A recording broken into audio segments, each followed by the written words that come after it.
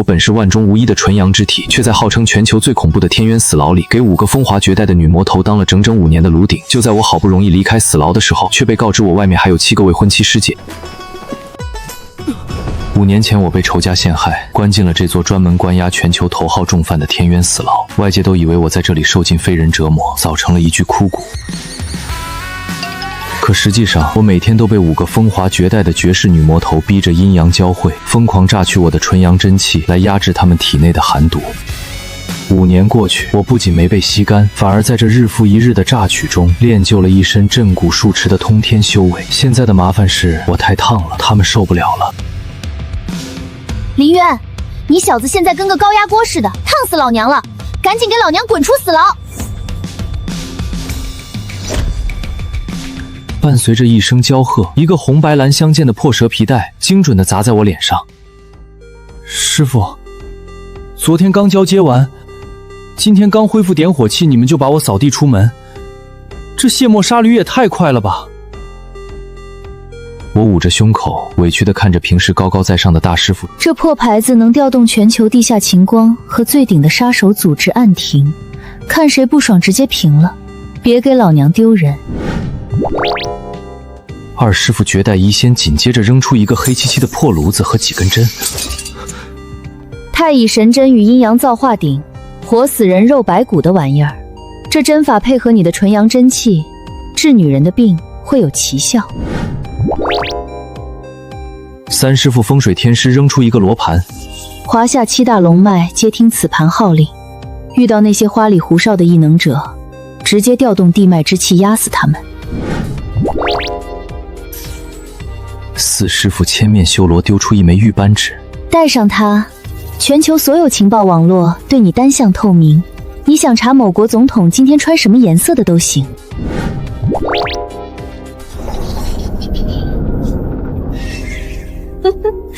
最后是五师傅合欢宗主，他笑得最放肆，丢给我一沓泛黄的纸。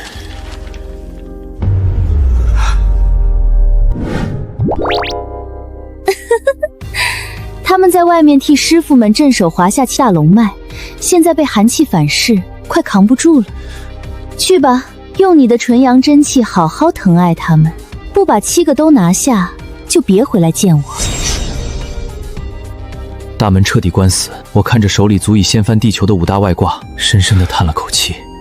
行医救妻是吧？行，只要不让我继续给这5个老妖婆当暖宝宝，干啥都行。我深吸了一口山里清新的空气，正准备迈出重获新生的第一步。就在这时，天空中突然传来巨大的螺旋桨轰鸣声。我抬头一看，卧槽！3架全副武装的阿帕奇直升机呈品字形，几乎贴着我的头皮悬停在半空。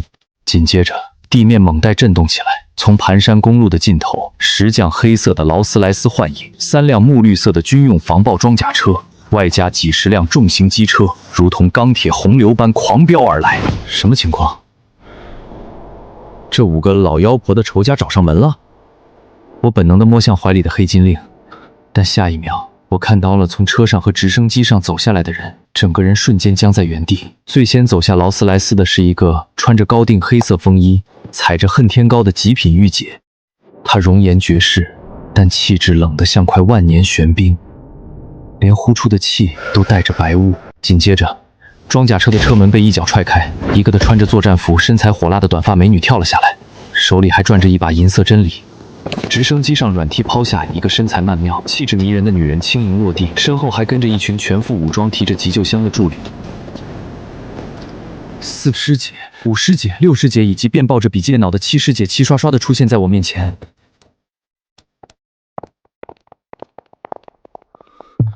7个女人，7种极致的美，把原本荒凉的死牢门口衬托得像个国际顶级选美现场。但让我毛骨悚然的是，她们每个人脸色都透着不正常的苍白，眉宇皮肤泛着这细碎的冰霜，那是极阴寒气反噬的症状。而他们看向我的眼神，怎么说呢？就像是在沙漠里渴了3天3夜的饿狼，突然看到了一只正在流油的烤全羊。林渊，跟我上车回江南，我体内的寒邪压不住了，今晚必须双修，不对，必须行针。凭什么跟你走？他是我的人，我这几天执行任务，强行催动真气，现在五脏六腑都快结冰了，他必须先跟我去安全屋治疗。你们都让开！里面是我的，我马上就要开10万人演唱会了，要不是为了压制寒气，我能退掉几千万的通告跑这儿来。小师弟，快来抱抱我，冷死我了！放屁！我才是病得最重的。先给我治，我出10个亿买他1晚上的真气。 7个站在华夏巅峰，随便跺跺脚都能引起地震的女人，此刻竟然像菜市场大妈一样，在死牢门口为了抢我大打出手。左手被手铐拽着，右胳膊被大师姐死死抱在怀里，那惊人的弧度挤压得我一阵心猿意马，腰上还挂着死活不撒手的三师姐，感受着她们身上刺骨的寒意，贪婪吸食我纯阳真气的渴望，我彻底崩溃了。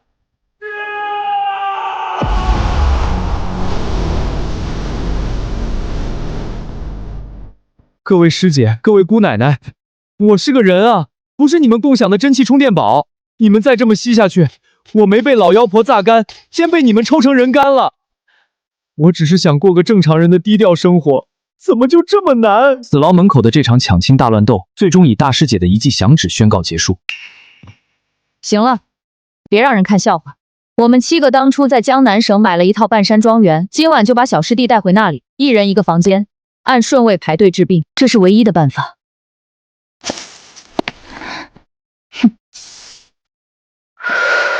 大师姐一锤定言，其他6个师姐虽然满脸不情愿，但感受着体内越发狂暴的极阴寒气，只能咬牙同意。于是，我像个被绑架的良家富汉，被二师姐用手铐死死铐在车门把墙上，坐进了一辆防弹劳斯莱斯。一路上看着车窗外呼啸而过的风景，我悲从中来。出狱第1天，我的下落竟然不是洗浴中心，而是另一个盘丝洞。 到了江南省的半山庄园，天已经彻底黑了。这庄园大得离谱，停机坪、高尔夫球场一应俱全。刚一进门，由于白天师姐们为了抢我，毫无节制地催动了真气，导致她们体内的龙脉寒气集体大爆发。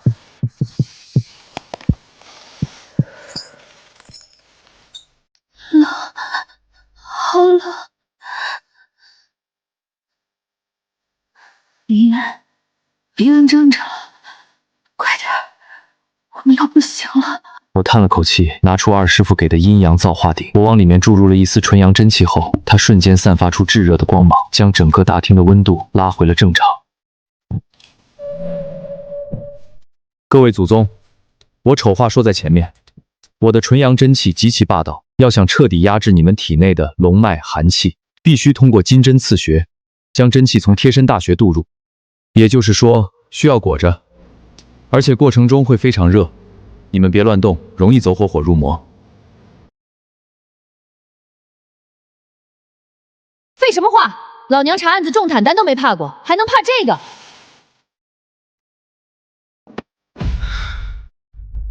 跟我进屋，今晚我第1个。凭什么你第1个？长幼有序，懂不懂？大师姐一把拍开二师姐的手。 虽然冻得嘴唇发紫，但依然保持着女财阀的霸气。林渊，来我主卧。别吵了！按年纪来，大师姐先，二师姐准备。今晚我就是拼了这条老命，也把你们全给盘匀了。接下来的5个小时，成了我人生中最黑暗，也最刺激的时刻。主人，我端着发烫的破炉子走进去时，大师姐已经躺在了大床上。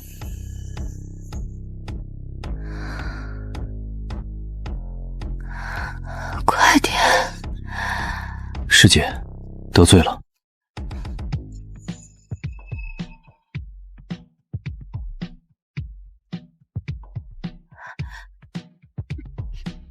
师姐，你忍住，别抱我，真要歪了。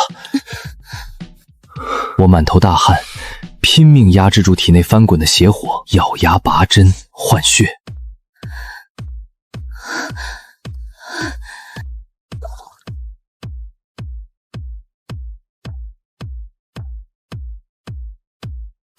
谢谢，好多了。我刚从大师姐房间里虚脱般的走出来，就被二师姐一把拽进了隔壁。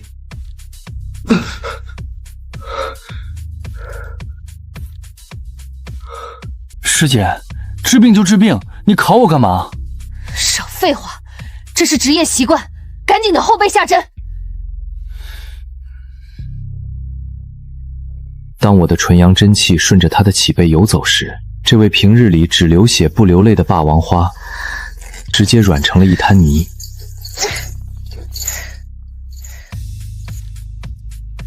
林渊，你这个混蛋，你是不是故意的？哎呀！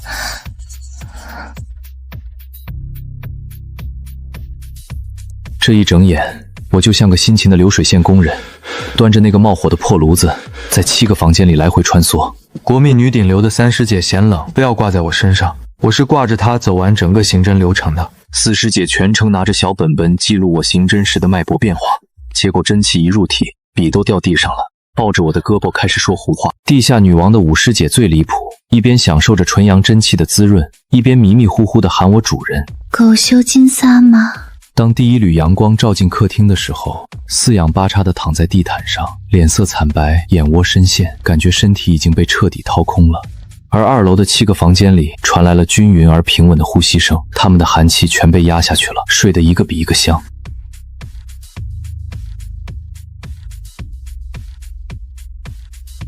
作为堂堂极道武夫，18岁就练成纯阳圣体的绝世猛人，不行，再这么下去我活不到大结局，我却败在了7个师姐脚下。我揉了揉酸痛的老腰，系上了一条围裙，步履蹒跚地走向厨房。不管怎么说，日子还得过，我得给自己熬点十全大补汤，顺便给那7位祖宗做个皮蛋瘦瘦粥。就在我在厨房里一边切肉一边打哈欠的时候，大铁门却被人暴力踹开。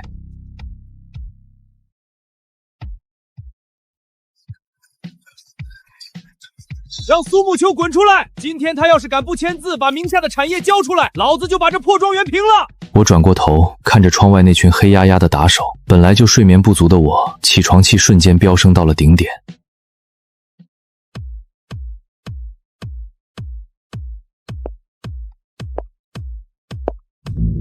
苏沐秋，我知道你在里面。江南省的商会已经把我王家推举为新任会长了。识相的，赶紧滚出来，把那几块地皮转让协议签了，再陪本少爷睡一晚，否则今天这半山庄园，老子给你推平了。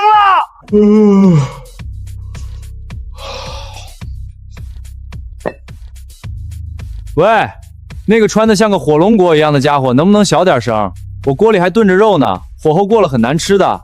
我操，这从哪儿冒出来的个穿粉红围裙的傻叉？苏沐秋那冰山女总裁口味这么独特吗？居然在家里养了个煮饭的小白脸儿，笑死我了！拿着把切菜刀出来护主。苏沐秋真是越活越回去了。徐宗师，麻烦您老出手，把这小白脸的四肢废了，扔下山去喂狗。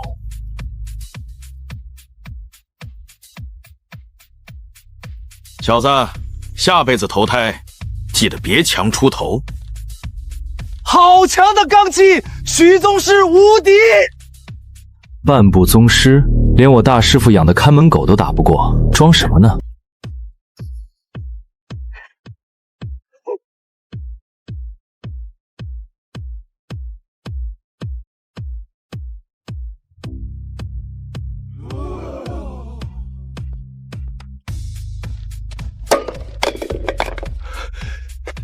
你，我什么我？我伸出左手，轻轻摩挲了一下食指上戴着的全知之眼。四师傅给的这玩意儿，只要稍微注入一丝真气，就能连同全球最顶级的情报网。王腾是吧？江南第一豪门王家的大少爷，仗着拿到了境外资本的注资，想吞并我大师姐的产业。你怎么知道？我不光知道这个，我还知道你昨晚偷偷把王家账上的30个亿转移到了海外瑞士银行，密码是你后妈的生日。哦，对了，还有个更劲爆的，你爹上个月刚办了满月酒的那个小儿子，其实是你跟你后妈。闭嘴！给我闭嘴！杀了他！给我杀了他！谁杀了他？我给1个亿！杀了！都给我杀了！杀！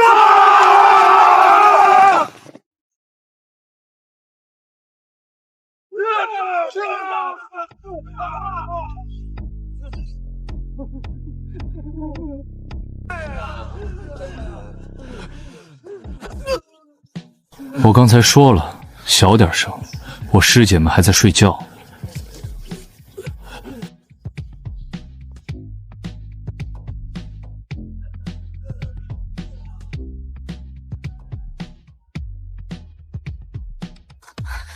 二师姐，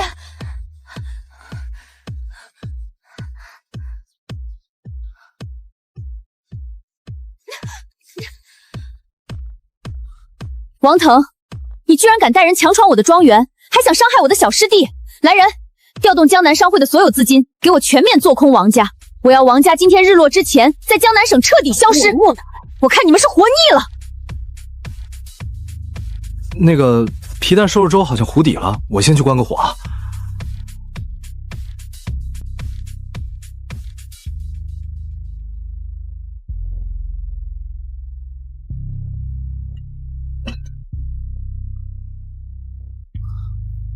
看着锅底那层微微发黑的焦糊，我心痛得无法呼吸。这可是我用纯正的老母鸡汤熬了2个小时的底料。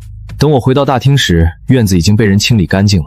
那个号称江南省无敌的徐宗师，被吊车连带着巨石直接拉去了市医院骨科。至于王家，在大师恐怖的财力下绞杀和二师姐的雷霆扫黑下，估计撑不到明天早上就要破产清算了。接下来的3天，半山庄园迎来了一段诡异的平静期。我的生活基本固定成了3点一线：白天在厨房研究菜谱，下午在阳台给师姐们洗衣服，晚上则像个没有感情的推拿机器，端着破炉子在7个房间里轮流泻火。我以为这种枯燥但偶尔有点福利的日子会持续一段时间，直到第5天下午。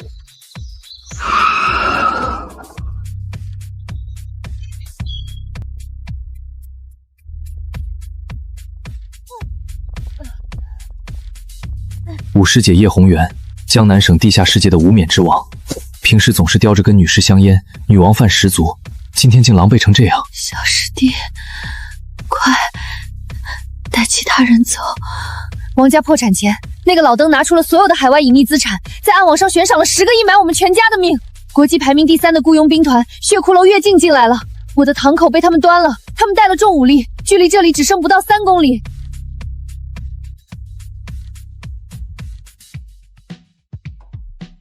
走，往哪儿走？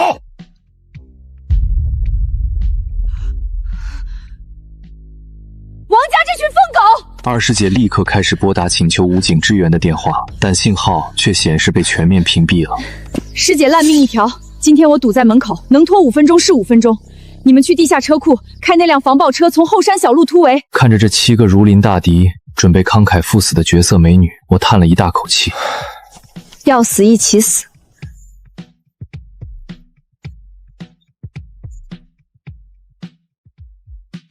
五师姐，你身上这件高定皮衣可是昨天刚干洗的，弄得全是血，很难洗的，你知不知道？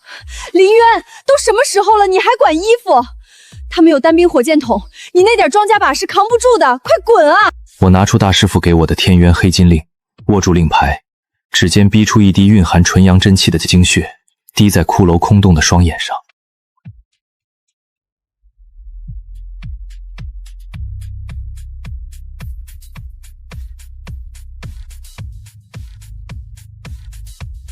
喂，暗亭吗？我，林渊，拿牌子那个。恭迎无主，暗亭3000神级杀手，随时听候无主差遣。少废话！江南省半山庄园有一群叫什么血骷髅的苍蝇吵到我晒衣服了，给你们3分钟，3分钟后我要是还能听到直升机的声音，我就亲自去你们暗亭藤总部把你们全骨折了。是，遵命。属下这就让他们从这个世界上彻底硬化。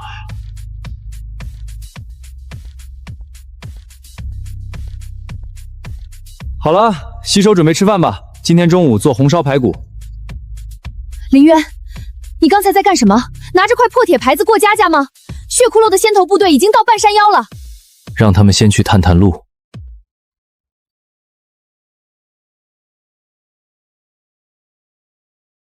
紧接着，令整个地下世界胆寒的一幕发生了。这群人每一个散发出的杀气，都比半步宗师还要恐怖10倍。那些号称百战百胜的血骷髅雇佣兵团，在这些杀手面前被单方面屠杀。2分50秒，庄园外重新恢复了宁静。暗庭第一店主贪狼，叩见无主，3000侵犯者已尽数伏诛，请主人查验。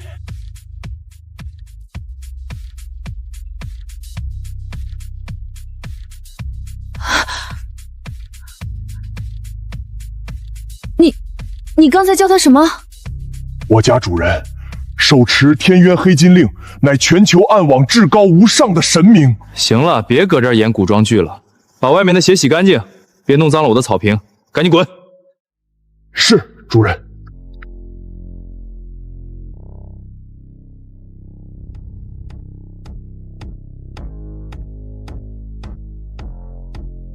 小师弟，不，狗修金萨玛，我体内的寒气又犯了，我觉得今晚我需要你更深入的治疗。我看着满院子震惊到石化的师姐们，再看看跪在地上的黑道女王，绝望地捂住了脸。苍天啊，我只是想安安静静的煮个饭啊！都看着我干嘛？吃饭啊！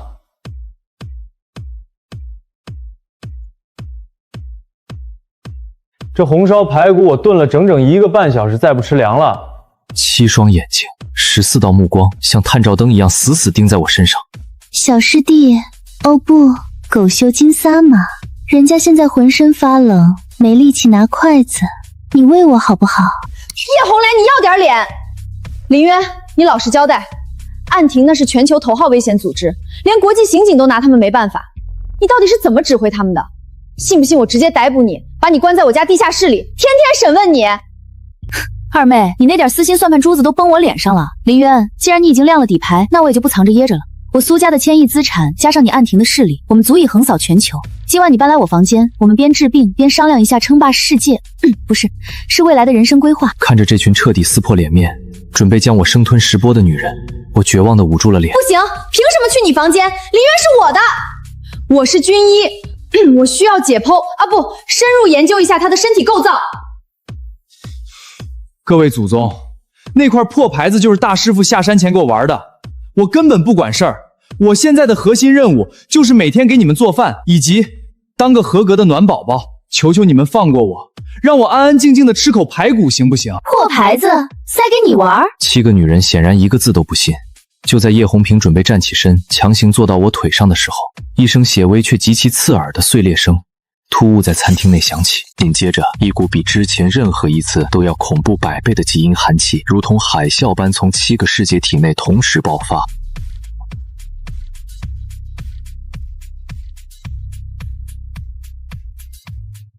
大姐！其余6个师姐惊呼出声，但紧接着她们的脸色同时变得惨白如纸，齐刷刷地瘫倒在椅子上，痛苦地捂住了胸口。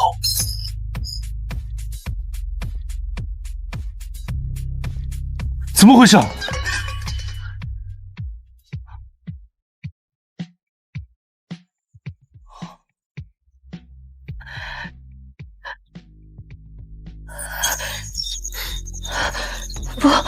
不是我们自身的原因，是阵眼，龙脉阵眼。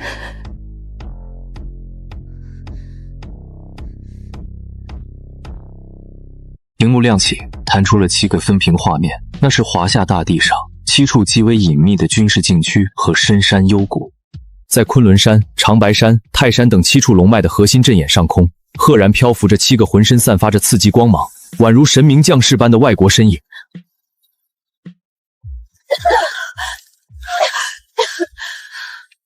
那是海外诸神殿的主神，12主神，居然来了7个，他们疯了吗？敢直接跨界入侵华夏龙脉？他们是冲着彻底斩断华夏国中来的。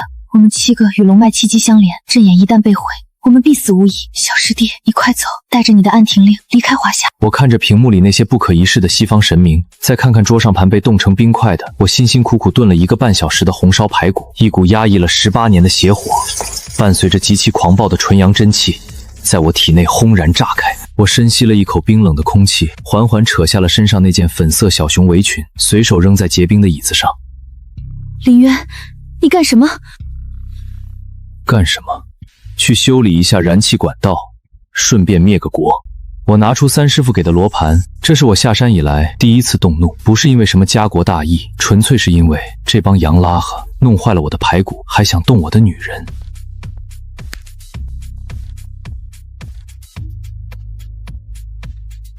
华夏七大龙脉，听我号令！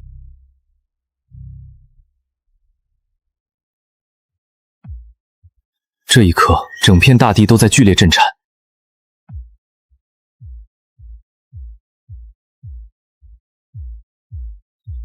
屏幕里那个正准备一剑斩碎泰山阵眼的战神阿瑞斯，被这突如其来的金色龙气直接掀翻了出去，满脸惊骇。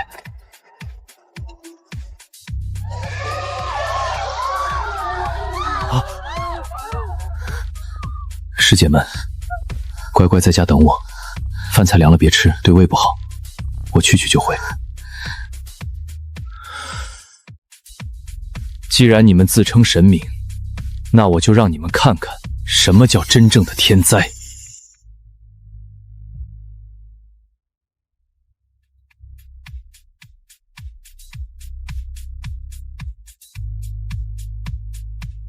东海之上，原本应该碧波万场的海面，此刻正掀起100米高的滔天巨浪。华夏军方布置在海岛上的潜龙阵眼已经被摧毁了近半，在他头顶上方，还有几架隐形无人机正在进行全球直播。这帮西方神明不仅要杀人，还要诛心，要在全世界面前把华夏武者的尊严踩在脚下。放弃抵抗吧，卑微的虫子们！在伟大的诸神面前，你们华夏武者不过是一茬茬长在地里的韭菜！哈哈哈哈哈哈哈哈！今天我就要用雷霆之镰将你们彻底收割！收割韭菜是吧？天罚！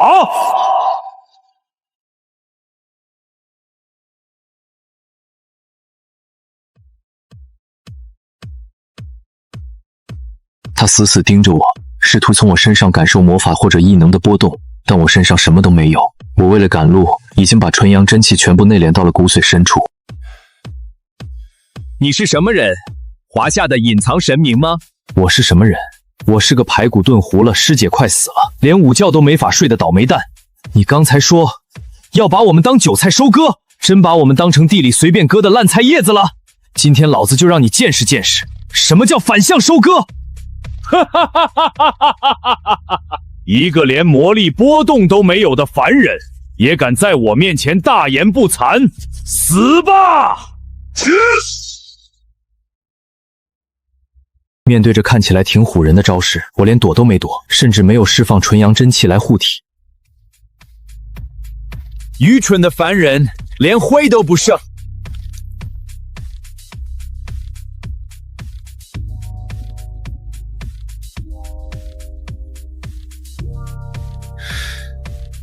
你完了，这衣服是我四师傅亲手缝的，今天就是耶稣来了你也得死，我说的。不可能！你怎么可能用肉身硬扛我的神法雷霆？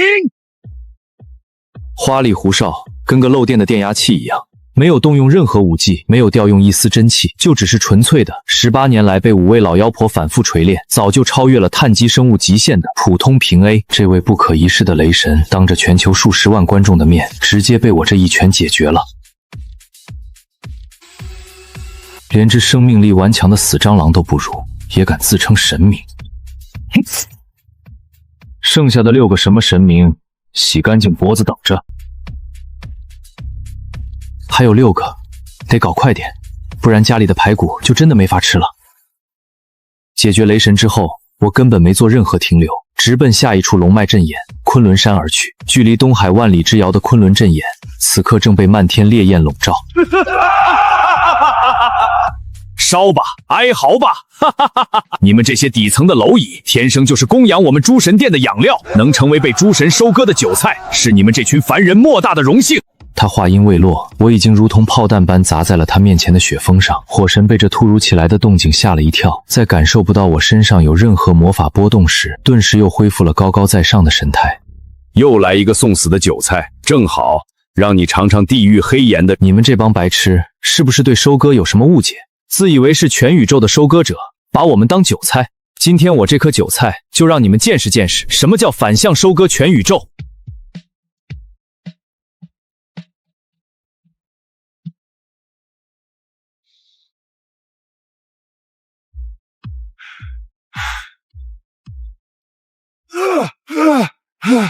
太弱了，你甚至都不如我大师傅养的看门狗抗揍。我指尖猛地发力，纯阳真气瞬间注进他的体内。这位号称焚尽万物的火神，直接变成了一团火焰。第二尊神明陨落，耗时10秒，接下来的时间完全变成了一场单方面的枯燥的全球降维打击。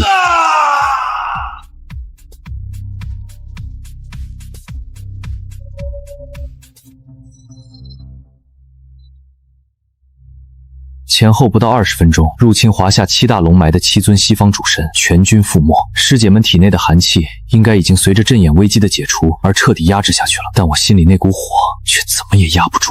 这帮苍蝇今天灭了7个，明天指不定又从哪个犄角旮旯里蹦出来几个，到时候龙脉再震荡，我师姐们还要受罪，我连个午觉都睡不安稳。既然要当清道夫，那就干脆扫干净点，斩草不除根，春风吹又生。接下来的3个小时成为了全球地下世界和海外武道界永远无法磨灭的梦魇。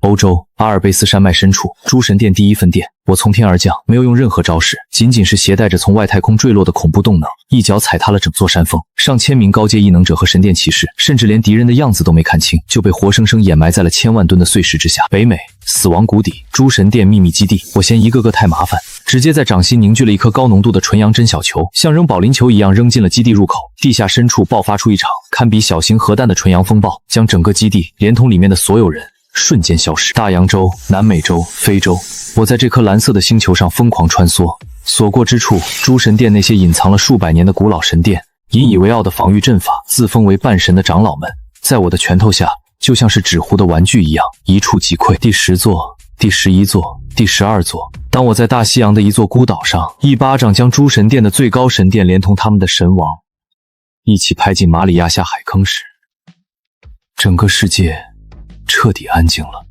全球所有的地下直播、军方侦察卫星，在这一刻全部默契地切断了信号。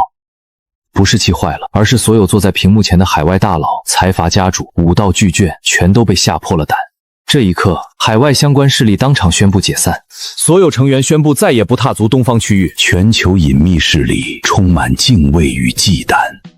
全世界的目光都惊恐地聚焦在东方，而此时的我正悬浮在大西洋上空，甩了甩手上沾着的灰尘，长长的舒了一口气，终于扫干净了，这下总算能回去安生做饭了。农贸市场6点关门，我的糖醋小排还没买呀！天大地大，师姐们的晚饭最大，去晚了买不到新鲜排骨，三师姐那个吃货又要闹脾气了。